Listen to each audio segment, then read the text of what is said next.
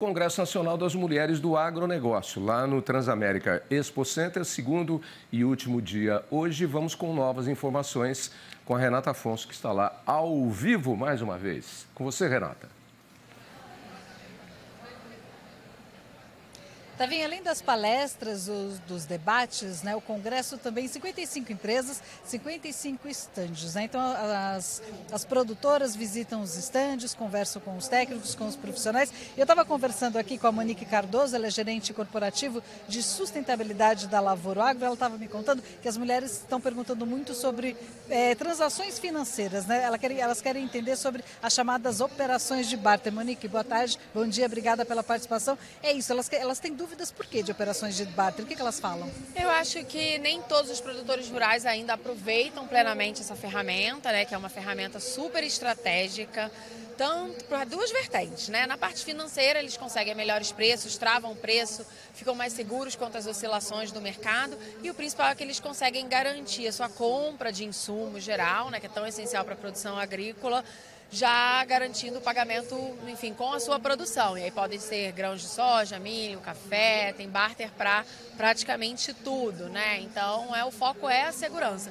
E as produtoras rurais, as gerentes de fazenda, né, as técnicas que fazem as compras para as grandes produções, elas estão muito ligadas nisso. Por quê? Eu acho que a mulher é muito focada na gestão do risco, né?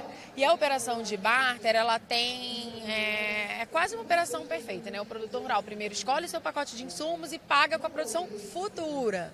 Então ali ele já consegue um preço melhor, que não depende tanto das oscilações, e pode reinvestir depois do que ele lucrar. Imagina se quando ele trava o preço está um valor e depois quando ele vai vender está bem mais alto. Ele consegue reinvestir esse lucro na produção do próximo ano ou da próxima cultura se ele faz uma rotação. E aí, né, a gente pode até vincular isso como um atestado de qualidade à produção daquela fazenda, daquela área. Por quê? Para fazer uma operação de barter bem feita, a gente precisa fazer toda uma verificação socioambiental daquela área. Então, a gente está garantindo aí uma produção sem desmatamento ilegal, sem qualquer irregularidade.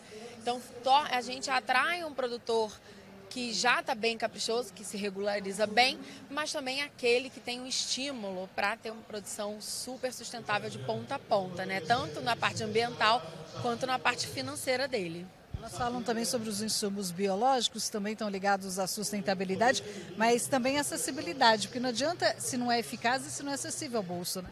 Eu acho que é importante a gente falar que as mulheres aqui no Congresso estão super... A Lavoro está com um stand aqui, né? Quem estiver aqui pode ir lá dar uma passada e conversar com a gente. Elas estão antenadas em novas tecnologias para a produção de modo geral. E aí, nesse contexto, eu acho que elas têm um olhar mais atento, mais preocupado para aquilo que é mais benéfico ao meio ambiente. Então, hoje, a gente pode afirmar que a adoção cada vez maior de insumos biológicos, seja para aumentar a produtividade, seja para aquele tratamento de cultivos, né, combate a pragas, doenças, e aí de qualquer cultura, eles são muito flexíveis, é uma produção mais inteligente. É uma produção nacional, é uma produção em reais, né, ele compra um produto em reais, não dolarizado. A gente não tem crise de abastecimento, porque o produto é produzido aqui. E além dele se aplicar a múltiplas culturas, ser super eficazes para os grandes desafios da agricultura, por exemplo, cigarrinho do milho é o produto mais eficaz hoje, é um insumo biológico. Mas também a gente consegue ter preços melhores dentro do pacote de insumos e as mulheres que são boas de gestão de orçamento, né, Renata? Eu acho que elas olham muito para isso. Tem a questão da produção financeira, mas tem a questão da pesquisa, porque você falou da cigarrinha, então tem as pesquisas mais regionais, produtos específicos para a realidade brasileira e realidade regional, né? O país é muito diferente. Exato, eu acho que assim, empresas como a Lavoro, tão antenadas nisso, conseguem fazer um investimento direto em pesquisa e isso é feito aqui no Brasil, com profissionais formados nas nossas universidades, que conhecem o nosso território, a nossa cultura e o comportamento do nosso agricultor.